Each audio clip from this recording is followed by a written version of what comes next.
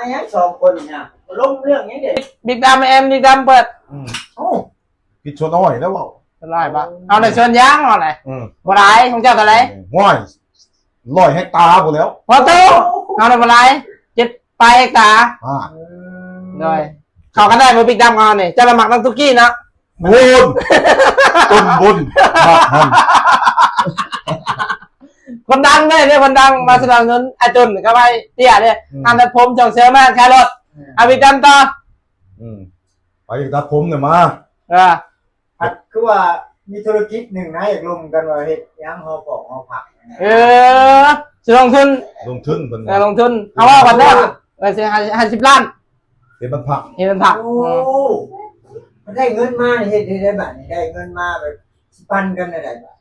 ปันกันคนละ50%เขาออกก่อน700 ล้าน เจ้าเล่บาทนี่ 30 ล้าน 30 ล้าน โอ้เดี๋ยวนั่นเนาะ ได้ฮะ ผู้สาวได้อยู่พี่บอกหรือว่าผู้ชายอยู่พี่ ผู้สาวนะเอามาตีผู้สาวนะแล้วมอบให้พี่จำเก็บบัตร มอบไปเก็บ